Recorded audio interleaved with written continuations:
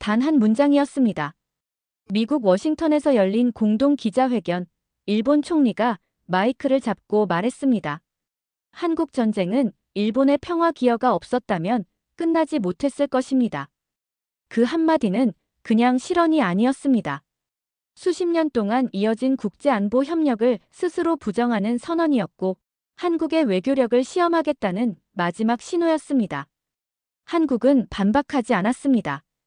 항의도 해명 요구도 없었습니다. 대신 1951년부터 시작된 연합군 비밀 기록을 조용히 공개했습니다. 그리고 바로 다음 날 일본 내각은 예정된 모든 외교 브리핑을 전면 취소했습니다. 목소리를 높였던 장관들은 모습을 감췄고 그들이 내세우던 역사적 기여는 흔적도 없이 사라졌습니다. 한국은 끝까지 침묵했습니다. 그리고 단 한 줄만 남겼습니다. 기록은 거짓말하지 않는다. 일본을 단숨에 조용하게 만든 그 문서. 도대체 무엇이었을까요? 지금부터 아무도 몰랐던 그날의 진실을 공개합니다.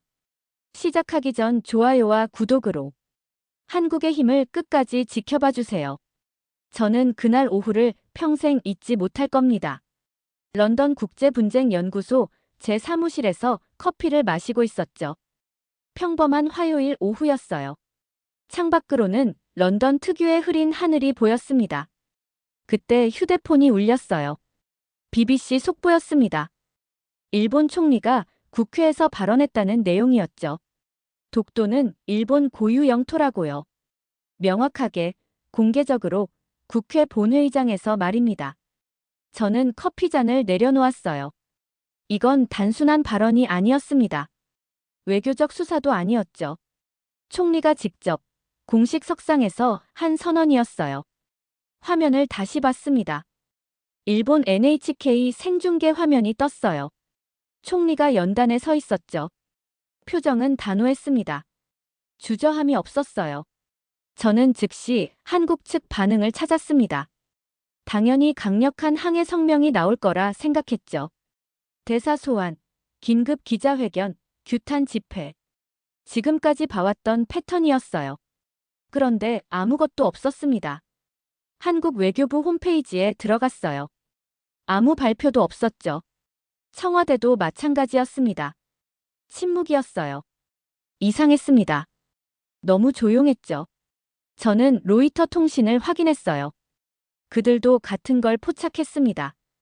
한국 정부의 비정상적 침묵이라고 표현하더군요. 그때 제 동료 마틴이 사무실로 들어왔습니다. 에드윈, 봤어요? 지금 보고 있어요.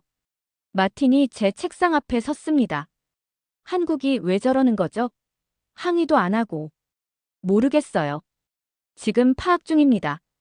저는 계속 화면을 넘겼어요. 그러다 한 줄을 발견했습니다. 한국 외교부 대변인의 짧은 코멘트였죠. 우리는 1400년의 기록을 갖고 있다. 그게 전부였어요. 성명도 아니었습니다. 기자회견도 아니었죠. 단 한 문장. 그리고 침묵. 저는 미간을 찌푸렸어요. 1400년이라고요? 무슨 의미일까요? 과장인가 아니면 정말로 뭔가 있는 건가? 마틴이 말했습니다. 이거 심상치 않은데요. 동감입니다. 저는 일본 외무성 홈페이지로 들어갔어요. 그들은 예정된 브리핑을 전부 취소했습니다. 갑자기 설명도 없이. 이건 정말 이상한 일이었어요. 일본은 항상 준비된 국가였습니다. 외교 브리핑, 자료 배포, 언론 대응. 모든 게 체계적이었죠. 그런데 지금은 완전히 멈춰 있었어요. 저는 가디언지 국제면을 열었습니다. 독도 관련 기사가 톱에 떴어요. 프랑스 르몽드도 독일 슈피겔도 마찬가지였습니다. 유럽 전체가 주목하고 있었어요. 이건 단순한 영토 분쟁이 아니었습니다. 국제 질서, 역사 해석, 전후 체제의 문제였죠. 제 휴대폰이 다시 울렸습니다. 유럽의회 외교안보위원회였어요. 로웰 박사님, 긴급회의가 소집됐습니다. 내일 오전 브뤼셀로 와주실 수 있습니까? 무슨 일인가요? 독도 사안입니다. 중립적 보고서가 필요합니다. 박사님이 담당해 주셔야 해요. 저는 잠시 말을 잃었습니다. 유럽의회가 움직였다는 건 이 사안이 단순하지 않다는 뜻이었어요. 알겠습니다. 내일 아침 첫 비행기로 가겠습니다. 전화를 끊고 창밖을 봤어요. 런던의 저녁이 내리고 있었습니다. 가로등이 하나씩 켜졌죠. 저는 노트북을 닫았어요. 한국의 침묵, 일본의 브리핑 중단, 유럽의회의 긴급 소집. 뭔가 큰일이 시작되고 있었습니다. 그리고 저는 그 한복판으로 들어가야 했어요. 마틴이 문 앞에서 물었습니다. 어디 가세요? 브뤼셀입니다. 내일 아침. 독도 때문에요? 네. 마틴이 고개를 저었습니다. 조심하세요, 에드윈. 이거 보통 일이 아니에요. 저도 알고 있었습니다. 하지만 아직은 몰랐죠. 이 사건이 제 인생 전체를 뒤흔들 거라는 걸. 그리고 13년 전 그날의 치욕이 다시 떠오를 거라는 것도. 다음 날 아침, 저는 브뤼셀행 비행기에 몸을 실었습니다. 창밖으로 런던이 멀어졌어요. 구름 사이로 템즈강이 보였죠. 저는 노트북을 열었습니다. 밤새 쏟아진 뉴스를 확인해야 했어요. BBC는 톱 기사로 독도 문제를 다뤘습니다. 가디언은 3면 전체를 할애했죠. 르몽드, 슈피겔, 엘파이스. 유럽 주요 언론 모두가 움직였어요. 이건 예상 밖이었습니다. 독도는 유럽에서 생소한 이슈였거든요. 극동 아시아의 작은 섬. 대부분의 유럽인들은 이름조차 몰랐죠. 그런데 지금은 달랐어요. 일본 총리의 발언이 너무 명확했기 때문입니다. 그리고 한국의 반응이 너무 이상했기 때문이었죠. 기사를 읽으면서 저는 한 가지를 깨달았어요. 유럽이 주목한 건 영토 분쟁 자체가 아니었습니다. 전후 질서의 재해석이었죠. 샌프란시스코 조약, 카이로 선언, 포츠담 선언. 2차 대전 이후 확립된 국제 질서 말입니다. 만약 독도 귀속이 재논의 된다면요. 다른 영토 분쟁도 다시 열릴 수 있었어요. 쿠릴 열도, 센카쿠, 남중국해. 전부 연결된 문제였습니다. 그래서 유럽의회가 움직인 거였죠. 비행기가 브뤼셀에 착륙했습니다. 저는 곧장 유럽의회 건물로 향했어요. 외교안보위원회 회의실은 이미 사람들로 가득했습니다. 의장인 클라우스 슈미트가 저를 맞았어요. 로엘 박사, 와주셔서 감사합니다. 급한 일이라고 들었습니다. 슈미트가 고개를 끄덕였습니다. 우리는 중립적 분석이 필요해요. 일본과 한국 양측의 주장을 객관적으로 평가해야 합니다. 시간은 얼마나 있습니까? 2주입니다. 저는 숨을 들이켰어요. 2주. 영토 분쟁 보고서를 작성하기엔 터무니없이 짧은 시간이었죠. 최선을 다하겠습니다. 회의가 시작됐습니다. 화면에 일본 총리의 발언 영상이 떴어요. 그의 목소리는 단호했습니다. 독도는 역사적으로, 국제법적으로 일본 영토라고 주장했죠.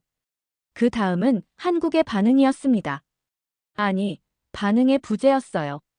한국 정부는 여전히 침묵하고 있었습니다. 단 하나의 성명도 없었죠. 오직 그 한 문장만 반복됐어요. 우리는 1400년의 기록을 갖고 있다. 슈미트가 물었습니다. 박사님은 어떻게 보십니까? 저는 잠시 생각했어요. 한국의 대응이 비정상적입니다. 보통은 즉각 반박하거든요. 그런데 지금은 완전히 다른 전략을 쓰고 있어요. 어떤 전략이죠? 모르겠습니다. 아직은. 회의가 끝나고 저는 사무실로 돌아왔어요. 책상 위에 일본 외무성에서 보낸 자료가 도착해 있었습니다. 183페이지짜리 보고서였죠. 하루 만에 작성한 거였어요. 저는 놀랐습니다. 일본은 역시 준비된 국가였어요. 지도, 고문서, 국제법 해석, 판례. 모든 게 체계적으로 정리돼 있었죠. 반면 한국은요. 아무것도 보내오지 않았습니다. 저는 한국 대사관에 전화를 걸었어요. 자료를 요청합니다. 한국 측 입장을 알고 싶습니다. 담당자의 목소리는 차분했어요. 곧 보내드리겠습니다. 언제쯤입니까? 적절한 시기예요. 적절한 시기라니요. 저는 전화를 끊고 한숨을 쉬었습니다. 한국은 또 감정적으로 대응하는 건가? 준비도 없이 목소리만 높이는 건가? 13년 전 그날이 떠올랐어요. 네덜란드 암스테르담 세미나였습니다. 저는 그때 일본의 독도 주장을 지지하는 논문을 발표했죠. 일본 측 자료를 근거로 했어요. 발표가 끝나고 질의응답 시간이었습니다. 한 사람이 손을 들었어요. 한국 대표였죠. 박사님, 한국 측 자료는 확인하셨습니까? 저는 당황했습니다. 일본 자료가 더 체계적이었습니다. 그럼 확인하지 않으셨다는 말씀이시군요. 그 한마디가 저를 무너뜨렸어요. 학계 전체가 저를 봤습니다. 비판이 쏟아졌죠. 한쪽 자료만 본 연구는 학문이 아니라는 질타였어요. 저는 그날 국제학계에서 굴욕을 당했습니다. 그 이후로 저는 일본 자료만 신뢰하게 됐어요. 한국은 감정적인 국가라고 객관적 증거보다 민족주의가 앞선다고 믿었죠. 그게 제 편견이었습니다. 그리고 지금 그 편견이 다시 고개를 들고 있었어요. 저는 일본 보고서를 펼쳤습니다. 읽기 시작했죠. 꼼꼼하게 하나하나. 하지만 마음 한편에서는 계속 그 목소리가 들렸어요. 박사님, 한국 측 자료는 확인하셨습니까? 저는 고개를 저었습니다. 이번에는 달라야 했어요. 양쪽을 다 봐야 했죠. 그래서 저는 결정했습니다. 한국으로 가겠다고. 직접 가서 그들의 침묵이 무엇인지 확인하겠다고. 저는 일본 외무성 보고서를 밤새 읽었습니다. 183페이지. 방대한 자료였어요. 1618년에도 막부의 도해면허 문서가 첫 장에 있었죠. 다케시마, 그러니까 울릉도 도해 허가증이었습니다. 일본은 이걸 근거로 삼았어요. 울릉도 항해를 허가했다는 건 독도도 인지하고 있었다는 뜻이라고요. 저는 페이지를 넘겼습니다. 1905년 시마네 현고시 40호. 독도를 다케시마로 명명하고 일본 영토로 편입한다는 내용이었죠. 그 다음은 연합군 최고사령부 각서였어요. SCAPIN 677호의 단서 조항을 강조했습니다. 이 각서는 최종적 영토 결정이 아니라고. 샌프란시스코 조약 준비 과정 문서도 있었어요. 미국이 작성한 초안 중 일부에서 독도가 일본 영토로 표기된 버전을 첨부했죠. 마지막은 국제법 해석이었습니다. 실효적 지배, 선점론, 영토 취득의 법리. 일본 측 법률가들이 작성한 의견서가 빼곡했어요. 저는 보고서를 덮었습니다. 완벽했어요. 적어도 표면적으로는요. 시간 순서대로, 논리적으로, 법적 근거를 갖춰서 구성돼 있었습니다. 일본은 이 자료를 하루 만에 제출했어요. 그건 이미 준비돼 있었다는 뜻이었죠. 저는 한국 대사관에 다시 전화를 걸었습니다. 자료는 언제 받을 수 있습니까? 조금만 기다려 주십시오. 일본은 이미 183페이지를 보냈습니다. 알고 있습니다. 담당자의 목소리는 여전히 차분했어요. 초조함이 없었죠. 저는 불안했습니다. 한국은 대체 뭘 하고 있는 걸까요? 일본이 완벽한 보고서를 냈는데 한국은 아무 대응도 없어요. 이러다 기회를 놓치는 거 아닌가. 저는 책상에 앉아 창밖을 봤습니다. 브뤼셀에 비가 내리고 있었어요. 회색 하늘, 젖은 거리. 그때 13년 전 기억이 다시 떠올랐습니다. 암스테르담 세미나였어요. 저는 당시 35살이었습니다. 국제법 연구자로서 한창 이름을 알리던 시기였죠. 그날 제 발표 주제는 동아시아 영토 분쟁이었어요. 일본 외무성에서 제공한 자료를 바탕으로 논문을 썼습니다. 독도는 국제법상 일본 영토라는 결론이었죠. 70대쯤 돼 보이는 기사님이 문을 열어줬어요. 어디 가십니까? 광화문으로 가주세요. 네, 알겠습니다. 택시가 출발했습니다. 저는 창밖을 봤어요. 고속도로를 달리는 차들, 아파트 단지, 한강. 모든 게 평범했습니다. 기사님이 말을 걸었어요. 외국에서 오셨습니까? 영국에서 왔습니다. 여행이십니까? 일 때문에 왔어요. 기사님은 고개를 끄덕였습니다. 저는 조심스럽게 물었어요. 요즘 독도 문제로 시끄럽지 않습니까? 기사님의 표정이 잠깐 굳었습니다. 하지만 목소리는 차분했어요. 시끄러울 것도 없죠. 우리 땅인데. 일본 총리가 발언했는데도요. 그래서 더 조용한 겁니다. 저는 미간을 찌푸렸어요. 무슨 뜻입니까? 기사님이 백미러로 저를 봤습니다. 떠들 필요가 없어요. 기록이 있으니까. 그리고 더 이상 말이 없었습니다. 저는 창밖을 다시 봤어요. 뭔가 이상했습니다. 이 고요함, 이 침착함. 폭발 직전의 침묵처럼 느껴졌어요. 광화문에 도착했습니다. 저는 호텔에 짐을 풀고 바로 거리로 나왔어요. 광화문 광장을 걸었죠. 사람들이 모여 있었습니다. 하지만 시위는 아니었어요. 조용한 집회였죠. 플래카드도 없었습니다. 구호도 없었어요. 사람들은 그냥 앉아 있었어요. 노트북을 펼치고 책을 보고 메모를 하고 있었습니다. 30명쯤 됐을까요? 나이도 다양했어요. 20대 학생부터 60대 어르신까지. 저는 다가갔습니다. 한 대학생에게 말을 걸었어요. 실례합니다. 무엇을 하시는 겁니까? 학생이 고개를 들었습니다. 자료 조사 중입니다. 독도 관련입니까? 네. 항해 집회는 아니고요. 학생이 미소 지었어요. 차분한 미소였죠. 항의할 필요가 없어요.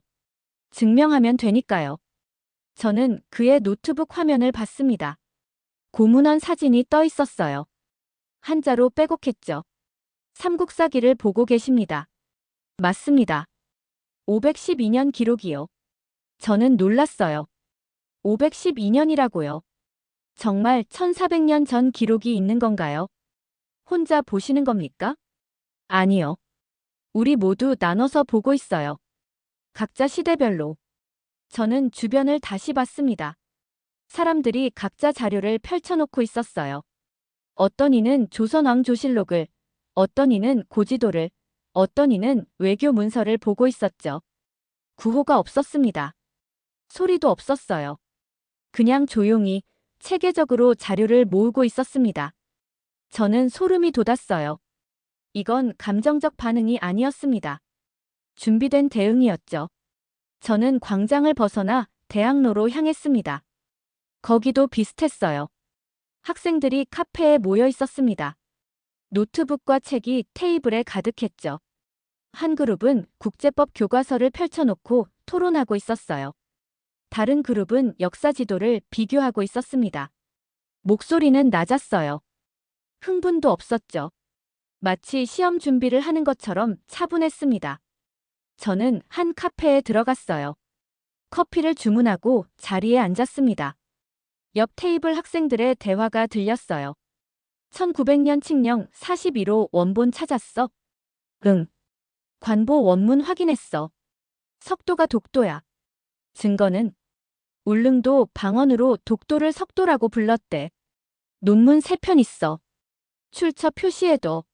나중에 써야 해. 저는 커피를 천천히 마셨습니다. 이 사람들은 싸우고 있지 않았어요. 연구하고 있었죠. 감정이 아니라 논리로, 구호가 아니라 기록으로 준비하고 있었습니다. 저는 불안해졌어요. 13년 전 제가 봤던 한국이 아니었습니다. 감정적이고 즉흥적이고 비논리적인 대응이 아니었어요. 이건 달랐습니다. 너무 조용했어요. 너무 차분했죠. 너무 체계적이었습니다. 폭발 직전의 고요함. 저는 그렇게 생각했어요. 이들은 분노를 눌러 담고 있는 거라고. 곧 터질 거라고. 하지만 지금 돌이켜보면 그게 아니었습니다. 이들은 분노하지 않았어요. 준비하고 있었던 거였죠. 저는 호텔로 돌아왔습니다. 내일 한국 외교부를 방문하기로 돼 있었어요. 침대에 누워 천장을 봤습니다. 한국의 침묵. 시민들의 조용한 준비. 일본의 브리핑 중단. 모든 조각이 맞춰지지 않았어요. 저는 눈을 감았습니다. 내일이면 알 수 있을 거라고 생각했죠. 하지만 전혀 몰랐습니다. 제가 마주하게 될 진실을, 그리고 제 편견이 완전히 무너질 거라는 걸. 다음 날 아침, 저는 다시 광화문으로 향했습니다. 외교부 방문 전에 한 번 더 거리 분위기를 확인하고 싶었어요. 광장에는 어제보다 더 많은 사람들이 모여 있었습니다. 하지만 여전히 조용했어요. 한 무리가 대형 천막 아래 모여 있었습니다. 10명쯤 됐을까요? 저는 천막에 다가갔어요. 안에는 긴 테이블이 놓여 있었습니다. 문서들이 시대별로 정리돼 있었어요. 삼국시대, 고려시대, 조선시대, 대한제국, 현대. 각 시대마다 파일 박스가 쌓여 있었죠. 한 60대 남성이 돋보기로 문서를 들여다보고 있었습니다. 옆에는 30대 여성이 노트북으로 타이핑하고 있었어요. 저는 조심스럽게 물었습니다. 실례합니다. 이게 다 독도 관련 자료입니까? 60대 남성이 고개를 들었어요. 그렇습니다. 혼자 모으신 겁니까? 아니요. 우리 모두가 모았어요. 남성이 주변을 가리켰습니다. 이분은 국사교사입니다. 저분은 대학원생이고 저기는 퇴직 공무원이에요. 각자 할 수 있는 걸 하고 있습니다. 저는 테이블 위 문서들을 봤어요. 한자로 된 고문서, 한글로 된 보고서, 영어로 된 외교 문서. 종류가 다양했습니다. 이걸 왜 모으십니까? 남성이 차분히 답했어요. 증명하기 위해서죠. 누구에게 증명합니까? 세계에.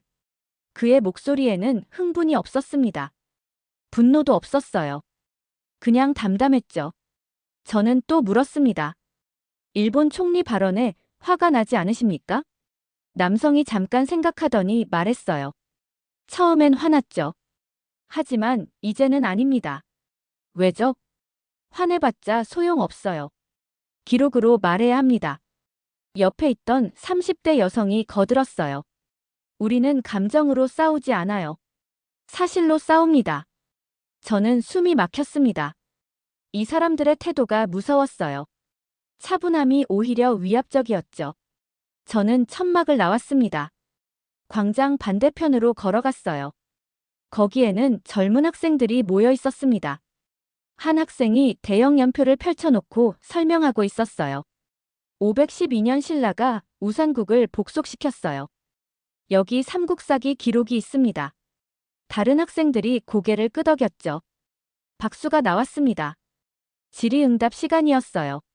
몇몇 학자들이 질문했습니다. 저는 매끄럽게 답변했죠. 모든 게 순조로웠어요. 그때 뒷자리에서 손이 올라갔습니다. 한국인 학자였어요. 40대 후반쯤 돼 보였죠. 안경을 낀 차분한 인상이었습니다. 박사님, 질문 하나 드려도 될까요? 물론입니다. 한국 측 자료는 확인하셨습니까? 저는 잠깐 멈칫했어요. 일본 자료가 더 체계적이었습니다. 그럼 확인하지 않으셨다는 말씀이시군요. 그의 목소리는 부드러웠어요. 하지만 날카로웠죠. 한국 측 자료가 미흡하다고 판단했습니다. 미흡함을 판단하려면 먼저 확인하셔야 하지 않습니까? 발표장이 조용해졌습니다. 사람들이 저를 봤어요. 저는 답변을 찾지 못했죠. 그 학자가 계속 말했습니다. 박사님은 512년 삼국사기의 우산국 복속 기록을 보셨습니까? 1454년 세종실록 지리지는요? 1900년 대한제국 칙령 41호는요? 저는 한 번도 들어본 적 없었어요. 일본 자료에 집중했습니다. 그럼 이건 연구가 아니라 옹호입니다. 그 한마디가 저를 무너뜨렸어요. 발표장에서 웅성거림이 일었습니다. 다른 학자들도 고개를 끄덕였죠. 한쪽 자료만 본 연구는 학문적으로 결함이 있다고. 저는 얼굴이 붉어졌어요. 세미나가 끝나고 저는 혼자 호텔로 돌아왔습니다. 그날 밤 잠을 이루지 못했죠. 국제학계에서 망신을 당했어요. 그 이후로 저는 달라졌습니다. 한국에 대한 편견이 생겼어요. 한국은 감정적이다. 객관적 증거보다 민족주의가 앞선다. 국제법을 무시한다. 그런 선입견이 제 안에 자리 잡았습니다. 그리고 저는 일본 자료만 신뢰하게 됐죠. 일본은 체계적이고 논리적이고 법적 근거가 명확하다고 믿었어요. 그게 13년 동안 이어진 제 편견이었습니다. 저는 브뤼셀 사무실에서 고개를 저었어요. 이번에는 달라야 했습니다. 양쪽을 다 봐야 했죠. 그래서 결정했어요. 한국으로 가겠다고. 직접 가서 확인하겠다고. 그들의 침묵이 무엇인지, 1400년 기록이 무엇인지. 저는 비행기 표를 예약했습니다. 서울행이었어요. 인천공항에 내린 건 이른 아침이었습니다. 11시간 비행 끝이었죠. 저는 피곤했어요. 하지만 긴장도 됐습니다. 입국장을 나서면서 저는 주변을 살폈어요. 시위대가 있을 거라 예상했습니다. 플래카드, 구호, 항해 집회. 일본 총리 발언 이후라면 당연한 광경이었죠. 그런데 아무것도 없었어요. 공항은 평온했습니다. 여행객들이 오가고 택시 기사들이 손님을 기다렸죠. 평범한 아침이었어요. 저는 택시를 잡았습니다. 70대쯤 돼 보이는 기사님이 문을 열어줬어요. 어디 가십니까? 광화문으로 가주세요. 네, 알겠습니다. 택시가 출발했습니다. 저는 창밖을 봤어요.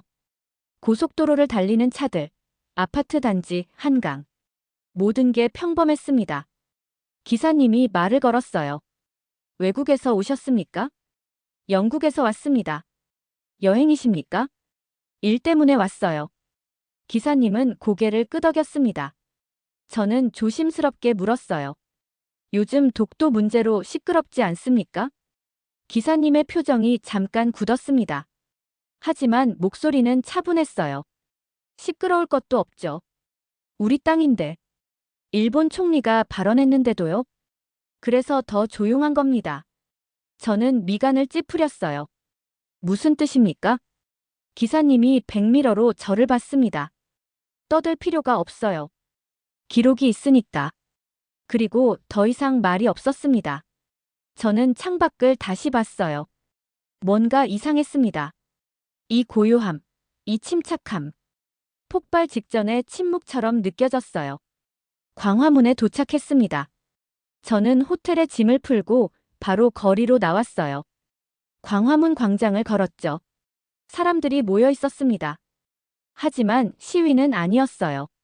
조용한 집회였죠. 플래카드도 없었습니다. 구호도 없었어요. 사람들은 그냥 앉아 있었어요. 노트북을 펼치고 책을 보고 메모를 하고 있었습니다. 30명쯤 됐을까요? 나이도 다양했어요. 20대 학생부터 60대 어르신까지. 저는 다가갔습니다. 한 대학생에게 말을 걸었어요. 실례합니다. 무엇을 하시는 겁니까? 학생이 고개를 들었습니다. 자료 조사 중입니다. 독도 관련입니까?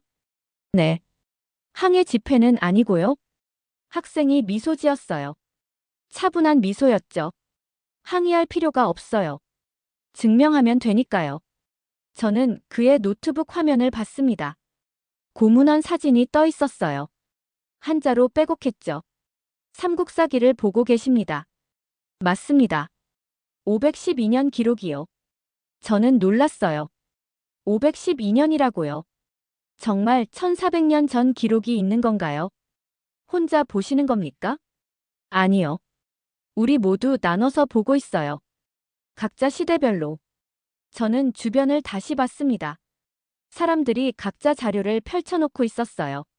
어떤 이는 조선왕조실록을, 어떤 이는 고지도를, 어떤 이는 외교 문서를 보고 있었죠. 구호가 없었습니다. 소리도 없었어요. 그냥 조용히 체계적으로 자료를 모으고 있었습니다. 저는 소름이 돋았어요. 이건 감정적 반응이 아니었습니다. 준비된 대응이었죠. 저는 광장을 벗어나 대학로로 향했습니다.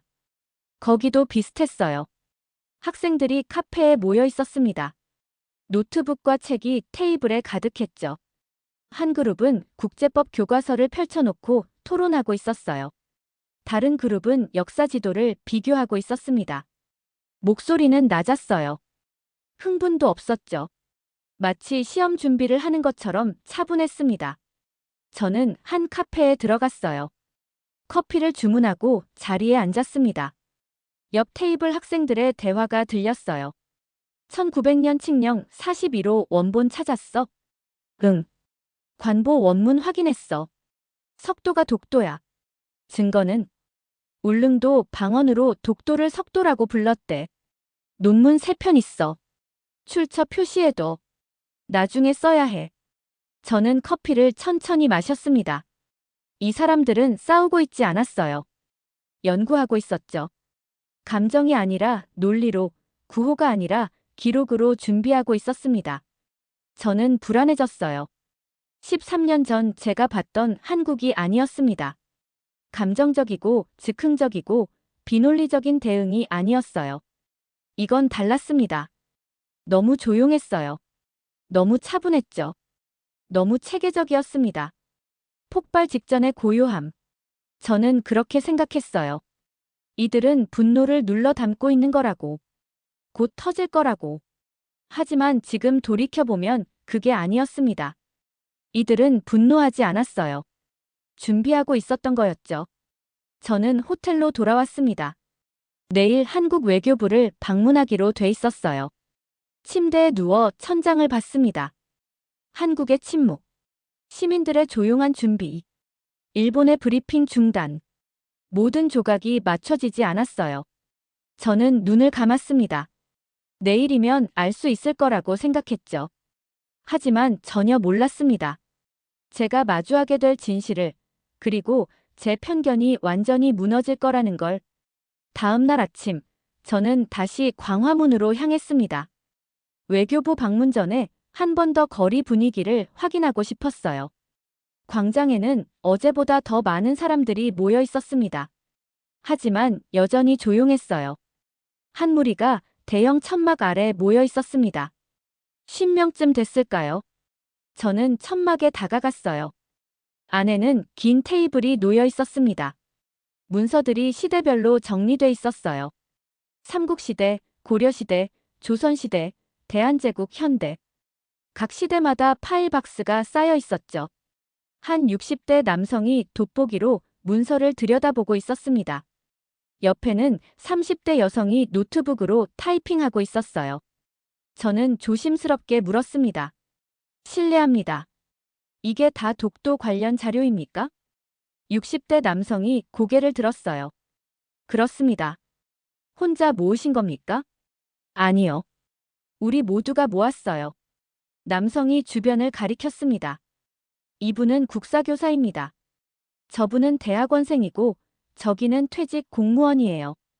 각자 할 수 있는 걸 하고 있습니다. 저는 테이블 위 문서들을 봤어요. 한자로 된 고문서, 한글로 된 보고서, 영어로 된 외교 문서. 종류가 다양했습니다. 이걸 왜 모으십니까? 남성이 차분히 답했어요. 증명하기 위해서죠. 누구에게 증명합니까? 세계에. 그의 목소리에는 흥분이 없었습니다. 분노도 없었어요. 그냥 담담했죠. 저는 또 물었습니다. 일본 총리 발언에 화가 나지 않으십니까? 남성이 잠깐 생각하더니 말했어요. 처음엔 화났죠. 하지만 이제는 아닙니다. 왜죠? 화내봤자 소용없어요. 기록으로 말해야 합니다. 옆에 있던 30대 여성이 거들었어요. 우리는 감정으로 싸우지 않아요. 사실로 싸웁니다. 저는 숨이 막혔습니다. 이 사람들의 태도가 무서웠어요. 차분함이 오히려 위압적이었죠. 저는 천막을 나왔습니다. 광장 반대편으로 걸어갔어요. 거기에는 젊은 학생들이 모여 있었습니다. 한 학생이 대형 연표를 펼쳐놓고 설명하고 있었어요. 512년 신라가 우산국을 복속시켰어요. 여기 삼국사기 기록이 있습니다. 다른 학생들이 고개를 끄덕였죠. 1454년 세종실록 지리지에 우산도와 무릉도가 명확히 기록돼 있어요. 1900년 대한제국 칙령 41호로 독도를 공식 영토로 선포했고요. 학생들은 차근차근 설명했습니다. 구호는 없었어요. 감정적 표현도 없었죠. 마치 세미나를 하는 것 같았습니다. 저는 멀리서 지켜봤어요. 이건 시위가 아니었습니다. 학습이었죠. 집단 연구였어요. 저는 대학로로 다시 향했습니다. 어제 봤던 카페에 들어갔어요. 같은 학생들이 여전히 앉아 있었습니다. 그들의 테이블에는 어제보다 더 많은 책이 쌓여 있었어요. 저는 커피를 주문하고 옆 테이블에 앉았습니다. 학생들의 대화가 들렸어요. 샌프란시스코 조약 초안 8개 버전 다 확인했어? 응. 3번 초안까지는 독도가 일본 영토로 돼 있었는데 4번부터 빠졌어. 왜 빠진 거야? 한국 정부가 항의했거든. 증거 자료를 제출했대. 그 자료가 뭔데? 고지도랑 역사 기록. 그걸 보고 미국이 초안을 수정한 거야. 출처는 미국 국립문서보관소 자료.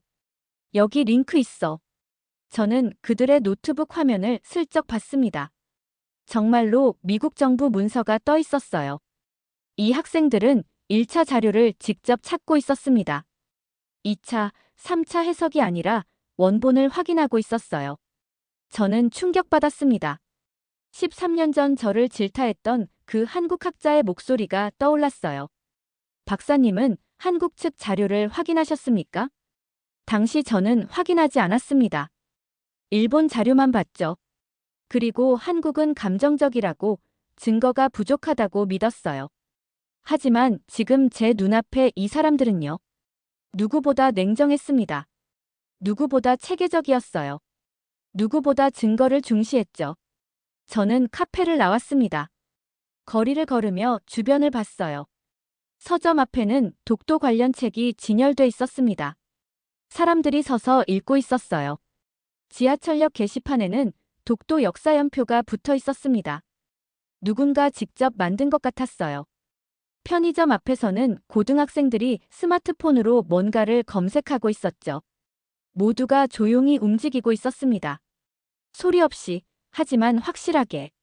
저는 그제야 깨달았어요. 이건 폭발 직전의 침묵이 아니었습니다. 준비된 침묵이었죠.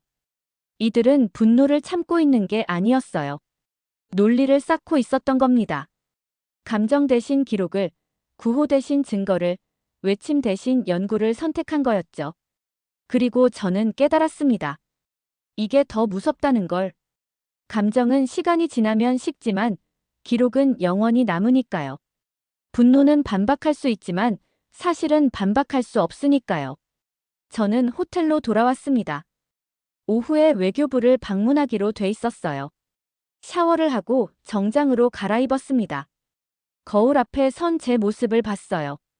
13년 전 암스테르담에서 굴욕을 당했던 그 연구자. 한국을 감정적이라고 편견을 가졌던 그 학자. 일본 자료만 신뢰했던 그 분석가. 저는 고개를 저었습니다. 이제 진실을 마주해야 할 시간이었어요. 한국 외교부가 뭘 준비했는지, 1400년 기록이 정말 존재하는지. 저는 호텔을 나섰습니다. 택시를 타고 외교부로 향했어요. 차창 밖으로 서울거리가 지나갔습니다. 조용하지만 단단한 이 도시. 소리 없이 준비하는 이 사람들. 저는 곧 알게 될 거였습니다. 이 침묵이 얼마나 강력한지를. 외교부 건물 앞에 도착했습니다. 현대적인 유리 건물이었어요. 태극기가 바람에 펄럭이고 있었죠. 저는 심호흡을 하고 입구로 들어갔습니다. 로비에서 신분증을 제시하고 방문증을 받았어요. 안내 직원이 엘리베이터까지 동행했습니다. 7층입니다. 한도윤 연구관님이 기다리고 계십니다. 엘리베이터가 올라갔어요. 저는 가슴이 두근거렸습니다. 긴장됐어요. 7층에서 내렸습니다. 복도는 조용했어요. 양쪽으로 회의실이 늘어서 있었죠. 안내 직원이 한 회의실 앞에 멈춰 섰습니다. 여기입니다. 문을 열었어요. 회의실은 넓었습니다. 긴 테이블이 놓여 있었고 그 위에 문서 박스들이 빼곡히 쌓여 있었어요. 10개, 아니 15개는 넘어 보였습니다. 저는 숨을 멈췄어요. 테이블 끝에 한 남성이 앉아 있었습니다. 50대 후반쯤 돼 보였어요. 회색 정장에 안경을 쓰고 있었죠. 그가 일어나 손을 내밀었습니다. 로웰 박사님 오셨습니까? 저는 한도윤입니다. 해양법 연구관입니다. 저는 악수했어요. 한도윤의 손은 차가웠습니다.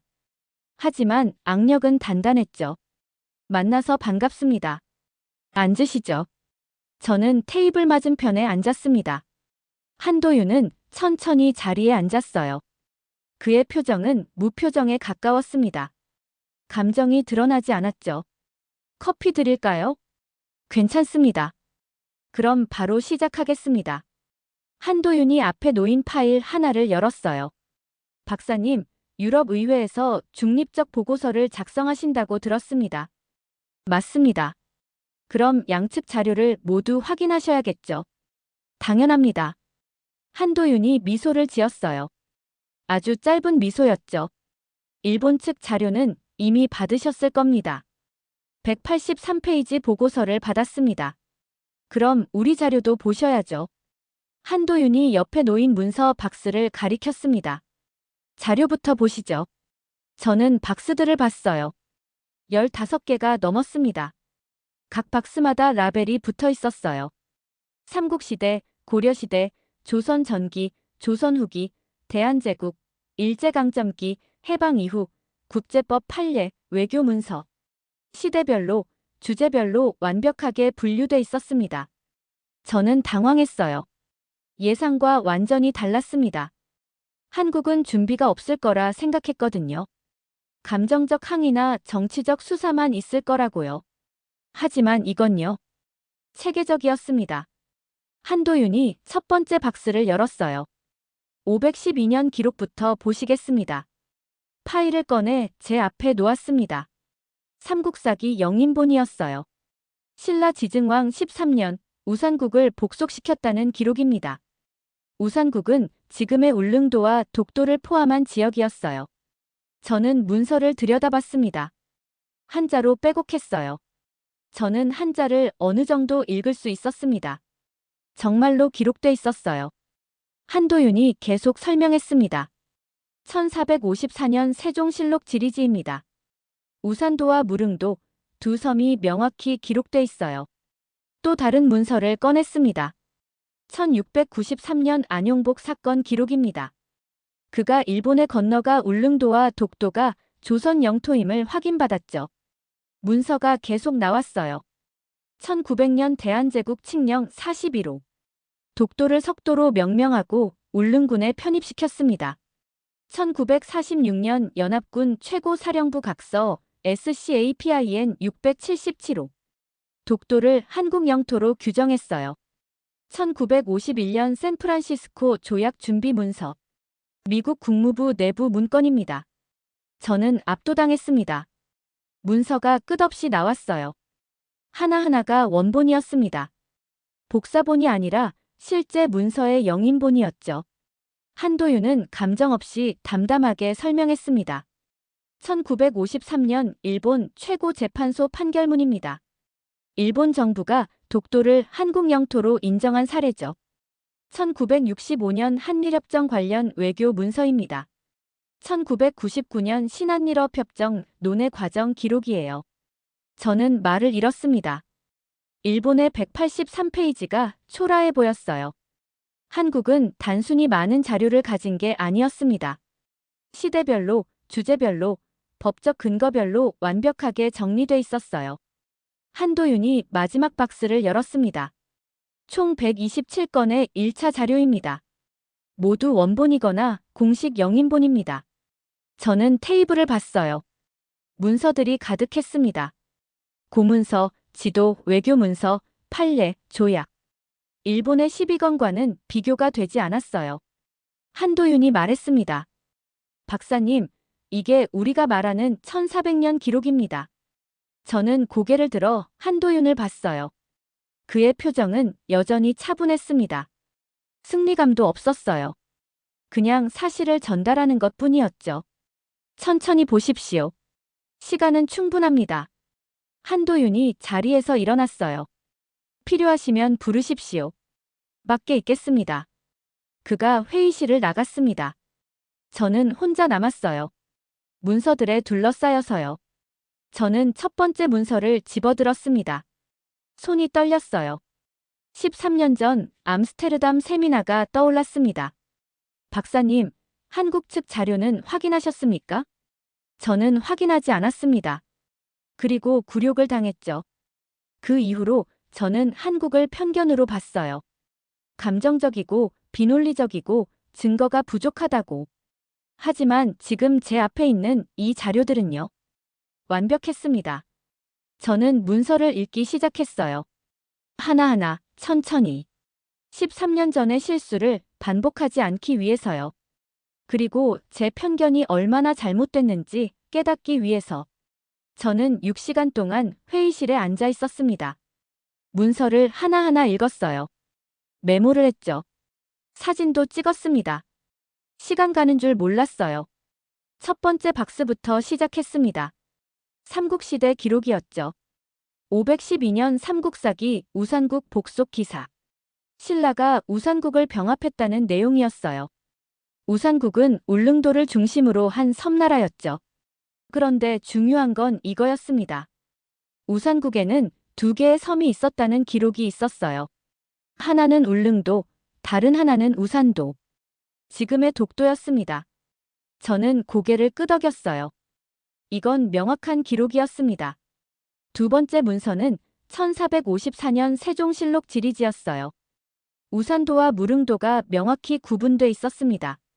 두 섬의 거리, 위치, 크기까지 기록돼 있었죠. 저는 일본 자료와 비교했어요. 일본의 가장 오래된 기록은 1618년에도 막부의 도해면화였습니다. 한국보다 1100년이나 늦었어요. 세 번째 박스를 열었습니다. 조선 후기 기록이었죠. 1693년 안용복 사건 문서가 나왔어요. 안용복은 울릉도에서 고기를 잡다가 일본 어부들과 마주쳤습니다. 그는 일본으로 건너가 막부 관리를 만났죠. 그곳에서 울릉도와 독도가 조선 영토임을 확인받았어요. 일본 측 기록에도 이 사건이 남아 있었습니다. 에도 막부가 울릉도, 도해를 금지한 문서였죠. 저는 놀랐어요. 일본 스스로 울릉도를 조선 영토로 인정한 거였습니다. 그리고 울릉도에 부속된 독도도 당연히 조선 영토였죠. 네 번째 박스는 대한제국 시기였습니다. 1900년 칙령 41호 원본이 나왔어요. 울릉도를 울도군으로 승격하고 울릉도와 죽도, 석도를 관할한다는 내용이었습니다. 석도가 바로 독도였어요. 울릉도 방언으로 독도를 돌섬, 즉 석도라고 불렀다는 언어학 연구 논문도 첨부돼 있었습니다. 저는 한도윤이 준비한 자료의 치밀함에 감탄했어요. 단순히 문서만 있는 게 아니었습니다. 그 문서를 뒷받침하는 연구, 분석, 해석이 전부 포함돼 있었죠. 다섯 번째 박스를 열었습니다. 해방 이후 기록이었어요. 1946년 SCAPIN 677호가 나왔습니다. 연합군 최고사령부가 발표한 각서였죠.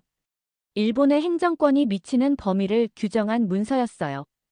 독도는 명확히 일본 영토에서 제외돼 있었습니다. 일본은 이 각서가 최종적 영토 결정이 아니라고 주장했어요. 단서 조항이 있었거든요. 하지만 한국 측 자료는 달랐습니다. SCAPIN 677호 이후 연합군이 독도를 한국 영토로 취급한 문서들이 수십 건 나왔어요. 미군 폭격훈련 구역 설정 문서, 해양 경계선 설정 문서, 어업구역 협정 문서. 모두 독도를 한국 측에 포함시키고 있었습니다. 저는 일본 자료의 빈틈을 발견했어요. 일본은 유리한 문서만 선택적으로 제시했던 겁니다. 여섯 번째 박스는 샌프란시스코 조약 관련 문서였습니다. 1951년 조약 준비 과정에 미국 국무부 내부 문건이 들어있었어요. 초안이 8개 버전이 있었습니다.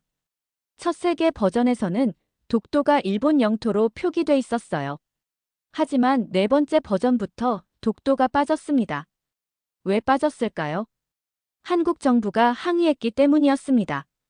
역사적 기록과 지도를 제출했죠. 미국은 한국의 자료를 검토한 뒤 초안을 수정했어요. 최종 조약에서 독도는 일본이 포기해야 할 영토 목록에도 보유할 영토 목록에도 없었습니다. 애매한 거였죠. 하지만 한국 측 해석은 명확했습니다. 독도는 원래 한국 영토였으니 일본이 포기할 필요도 없었다는 거였어요. 7번째 박스에는 일본 판례가 들어있었습니다. 1953년 일본 최고재판소 판결문이었어요. 한 일본인이 독도에서 강치를 잡으려다 한국에 체포됐습니다. 그는 일본 법정에서 무죄를 주장했죠. 독도는 일본 영토라고요. 하지만 일본 재판소는 이렇게 판결했습니다. 독도는 한국 관할 구역이다. 따라서 한국법이 적용된다. 저는 숨을 멈췄어요. 일본 사법부 스스로 독도를 한국 영토로 인정한 겁니다. 8번째 박스부터는 현대 외교 문서였습니다. 1965년 한일협정, 1999년 신한일어업 협정, 2000년대 외교 문서. 모든 협정에서 독도 문제는 논의 대상에서 제외됐어요. 왜냐고요? 한국이 실효적으로 지배하고 있었고 일본도 이를 묵인했기 때문입니다. 저는 마지막 문서를 덮었습니다. 테이블을 봤어요. 127건의 문서가 펼쳐져 있었습니다. 일본의 12건과는 차원이 달랐어요. 양도 달랐지만 질도 달랐습니다. 일본 자료는 선택적이었어요. 자기에게 유리한 것만 골랐죠. 하지만 한국 자료는 포괄적이었습니다. 시대별로, 주제별로 모든 각도에서 접근했어요. 저는 의자에 등을 기댔습니다.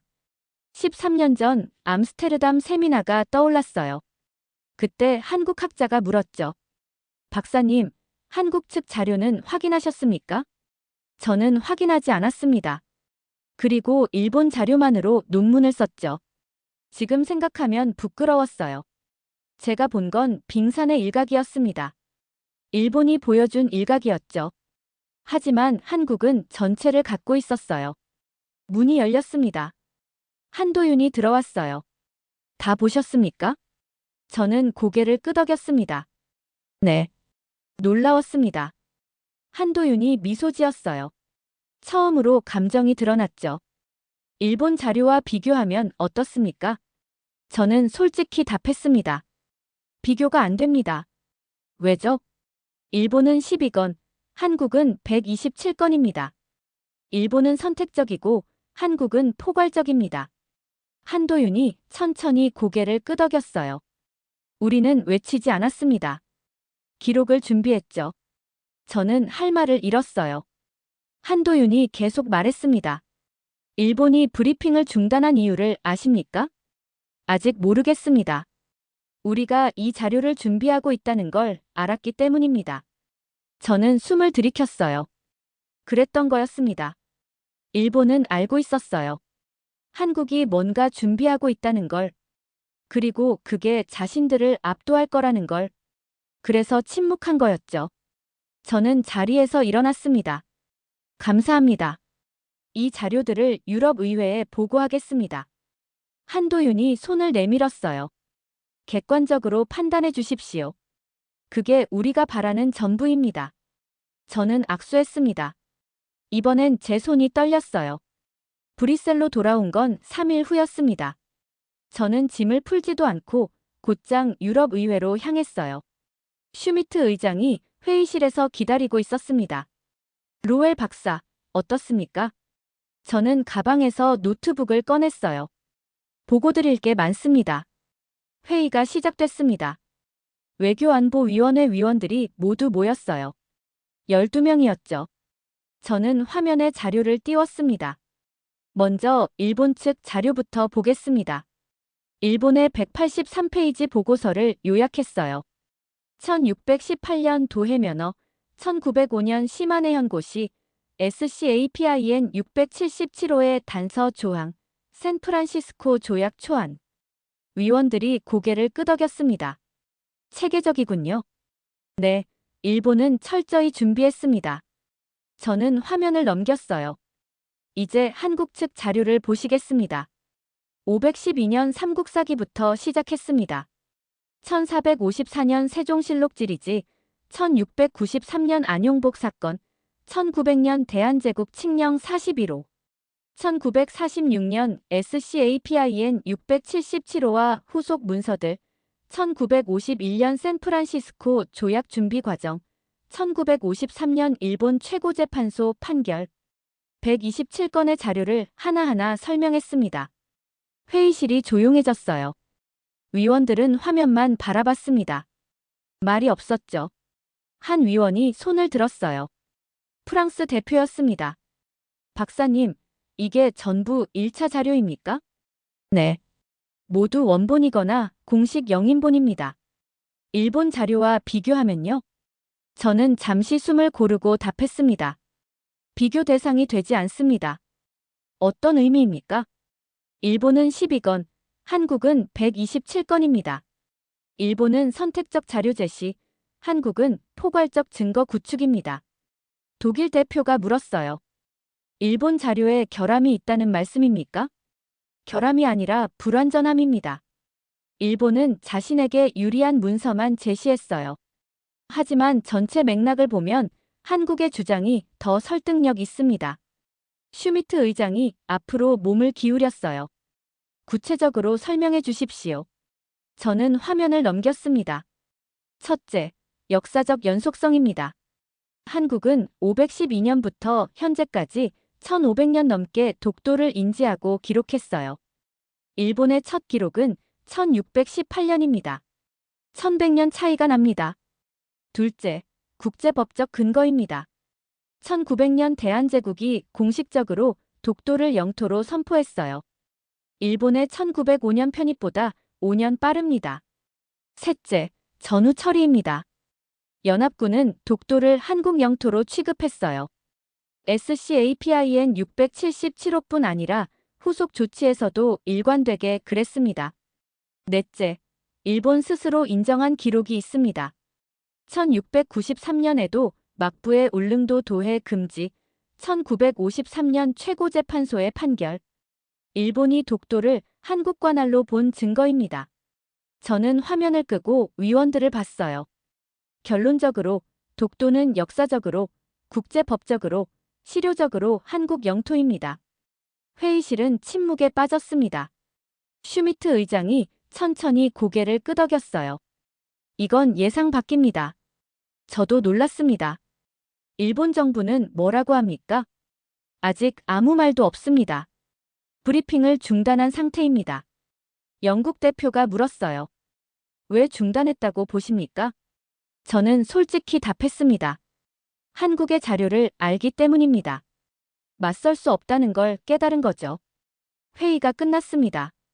저는 사무실로 돌아와 보고서 작성을 시작했어요. 2주가 걸렸습니다.